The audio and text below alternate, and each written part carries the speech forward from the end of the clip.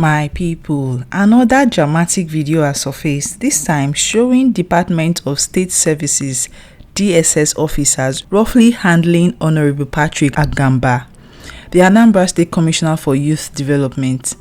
Now, according to reports, the commissioner allegedly blocked the entrance of Onitsha General Hospital, preventing DSS officer and even others from entering. Now, the date of this incident is still very unclear, but social media says it happened recently, and here's the thing. Commissioner's actions are questionable, no doubt, but the DSS officer's rough handling also raises serious concerns about abuse of power. But why would he block a hospital entrance in the first place? Well, digging deeper into the comment section, many claim that he stopped the YPP governorship candidate of Anambra State from visiting gunshot victims inside the hospital, and apparently those DSS officers seen in the video are attached to the YPP candidate. So, was this intentional? Was it political? That's the big question Nigerians are asking.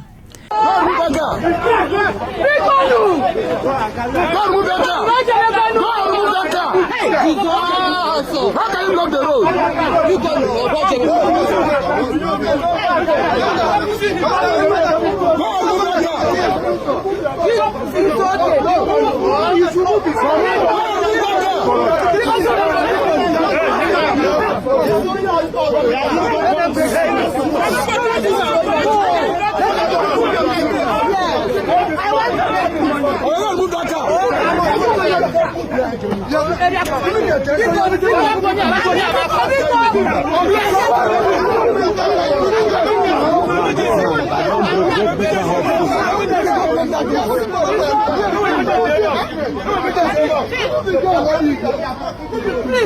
How can you come and block the road? Why the attack? We are here to make peace. Because this is not the time to fight. This is not the time to fight.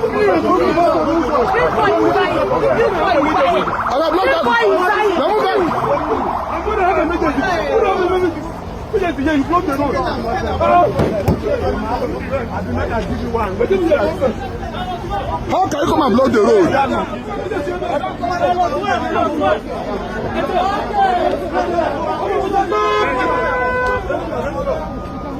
Meanwhile, from Anambra State, let's move all the way to Bauchi State, where Governor Bala Mohammed is all smiles. So, in his official X account, he announced that the all-new International Conference Center in Bauchi is almost ready, if not completely ready. He calls it an architectural masterpiece, one that will not just rival but surpass similar facilities anywhere in Nigeria. I'm not going to lie, this indeed is a masterpiece. It is so beautiful. I mean, everything about it on point. But have you seen the Enugu International Conference Center or the almost completed Imo State International Conference Center? At least I'm talking about the ones that are raining now. Have you seen those two? Well, I'm putting it to you all. Let us know if this Bauchi International Conference Center is really worth the hype. The governor says it's about positioning Bauchi as a hub for commerce, culture, and global engagement. Big dreams, and honestly, the pictures look so impressive.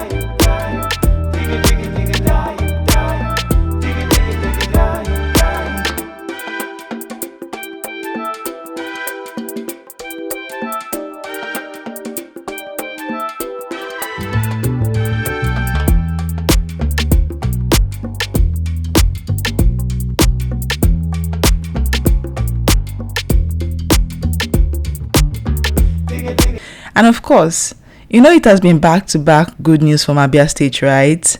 Our bird is literally here, my people. Update. So electric golf carts, so they call it, will now be operating in Abia International Market. I mean, they will now be transporting visitors inside Abia International Market. Well, thanks to a partnership between Henken Engineer Limited and the Abia State government. So the idea is to gradually phase out Okada and Keke inside the market to reduce noise and pollution. Smart move. But if you know Nigeria's biggest problem, maintenance, oh yes, will this cart be working in 5 years? In the history of Nigeria, you would hear me. Have you ever seen this kind of, I call it automobile? You know why I call it automobile? The difference between car, motor, automobile, and the machine. This is automobile and machine. Have you ever seen in the history of international market in Nigeria where golf cart, right? Yeah. Golf cart. If I get my life, very accessible, very easy. Come on, have no get. No more Okada. Go to the market. Can you see this thing? No. Why? Because there's no good road. There's no standard market. There is no everything there. Mass not regard because no benam. Mana other organized. I had it. Go to the Lagos or do a day. Mushi Olosha. Go to Tojo, go to Alabama, go to Trade Fair, Balogu, Autobus in Afia. No. Go to where the Mama Gate. Go to any place. Go to Abuja. Go to any plaza in this country called Nigeria. Can you see this kind of ride? No. So big and find one place in Nigeria, Abia State, Umuahia. So they have to go to like that. Where are they? High chief engineer Henry Okura for neighbor. Ewo ogaranya, we ogaranya make a chuku. If you were able to if I get more than 50 pieces, if I sample, get a more brave name. Area ultra modern market Aba. Area again ultra modern market Aba. All the neighbor get the job and half woeful. And when they get begging, I already. I got it. Go to Dubai Airport. Yeah. DSD. Dubai International Airport. Go to airport. Dubai, China. Go to Turkish airport. Go to airports in the whole world. They are using this kind of golf carts. Open and dagger work be here. Mondaga one be here. Age people be here. Open have a it will have free. This is the kind of standard engineer here they gonna have state in Aba. So also if I let God touch the heart of our government people. Let God touch the heart of our leaders. Kafu ife chinegati ni me one night work be engineer here they gonna have. That's not about video na boy. How many million Azure Ifa? Man Azure this thing like that make Obru free of charge. Free of charge. Open Abraham in work here, and when them assign a company na work. I get megane, I got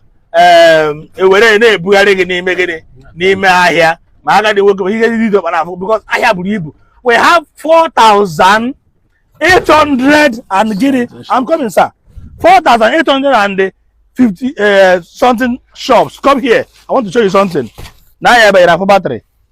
This is 73.6 voltage and 105 amps. This is the pure 100% lithium battery. Even before people are saying, and I say, I charge here, and then who told you said Nigeria don't get light? Ki won hawk on Jagula, as an young hawk on island. Ki won hawk on Mushi, as an underland, they won hawk. Ki won hawk na your locality, as an Aba, and hawk, or every place in Nigeria, they won hawk. Now, a little side note. Many are asking why this contract was not given to our very own Innocent Motors, since they can produce vehicles locally. Just my own honest thoughts. Imarabi no watch the place. If you talk to Engineer Henry, today here about His Excellency Dr. Engine Dr. Alex Otti, when I watch Aba, watch the place. Nina walk does not mean a man here walk. I'm going to in a day, they will 4 hours. Use that 4 hours and charge your devices. As long as in with a phone would on order, whatever the charge here is working here because the charging system is very, very okay. What's here? Come with me, come. Naiba. In a way back there. Here the on a charge now electric by 220 voltage, 240 voltage. Neighbor, in case Obuna Ojureju 14 passenger. Some people can as well, not like this. Only a bread handy making Nima area. Oruzena Plaza, Akuyili Plaza, or was the other Rezo, Oruzena Dr. Mobile Plaza, or the other Rezo, Oruzena the Mego Plaza, or Megan, or the other Rezo, Oruzena Samon Bakwe Plaza, or Megan, or the other Rezo. Come with me. Because I didn't Igbo, I didn't Igbo, didn't know Igbo. Come with me. And don't see, let me tell you, battery and complete 6 working days. 1, 2, 3, 4, 5, 6. Before I don't die because the plaza will have 24 hours supply. 24 hours Guinea power supplies. Take the camera along with me. Can go see the facilities that are rural. Mechanized industrialization. Now, just whatever you know about that side, you know where I would in Kenya Bugain, where excavator, where payload, where mark, where man design, where crane, where in Kenya concrete to I would hear now concrete to 21st story building, never. Where they like and get a part of the branch office, I want a Calabar, where now you, where now a Corambam, where now worry, get what be better what it's you. Man, some government, some government, at the beginning, and I had to for good work. But I believe after this video, the number of the young men are here because there is no ways of Bronya. Also, doing a jail scot. If God is this young man, Yamana Abu Henker, it's not actually the number of China, but on the Chabia here, a man acquires some plot of land, double parts, a bag industries, manufacturing, no here. Join industry and manufacture all your beginning. You do a carissa. With the motor one never get back visit like that. You know, I beat this golf cart. Can movement na area market. Yes. You know, coordinate people in the buy easy. You know, na no is it na Okada. Na end also. You know, catch your so that at least. Come gonna condemn madam we're getting serene environment about a business. Sure. You know, I'm ready making the big here. So I'm gonna worry now, you know, move passengers, you know, front and you know, back. We have about total on ground 6 units, and then we're expecting to have more, you know, deliver more of it. You know, so far, every bank I'm again, every bank I know. Ogwanyo, Kubi Matayazo, Mataya Gudu. On Dazakure, Chaman Yakwane Aghamba go out. If they're very smooth, affordable, durability about 100%, and I've here. Yeah, I was at the airport and I look at that. A compliment is here with him. I have the railway and train station. Guy, Lagos Uno, Takara de Lagos Uno. Alanamo.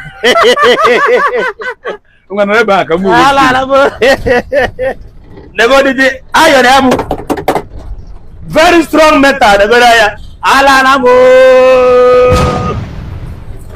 And to round things up, Governor Alex Otti continues to burst bubbles. So just today, he inspected the long-abandoned Ovom Road that had been destroyed by erosion for years. Past administrations ignored it, but Otti, he immediately flagged off reconstruction. The joy on the residents are just so priceless. He's not doing this for praise, but to actually improve the lives of these people. And that's what leadership should be about. So here's today's update. DSS drama in Anambra State raising big questions. Bauchi set to unveil a world-class international conference center, and Abia leading the way with innovation in market and infrastructure. Nigeria as always never sleeps. What do you think? Drop your thoughts in the comments and don't forget to subscribe for more juicy updates from Update People TV.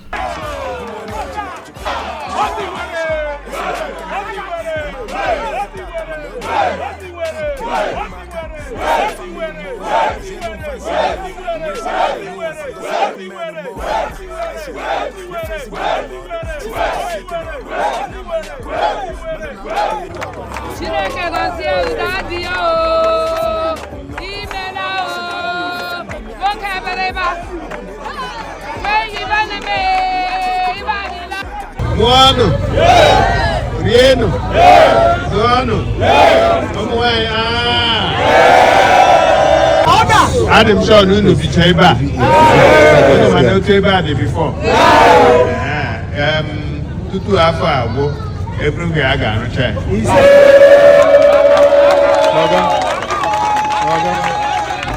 Kelela bunu makano kotara ena batam. Ogadru no manaha Jesus. Okune mela register. Yes sir. Oye ne me register biko ga me register. Mo ge voters registration kam le ku. I want biko unu ga wete. Oyi shi ga go. Ka tinya ha ge so ki we ike go vote.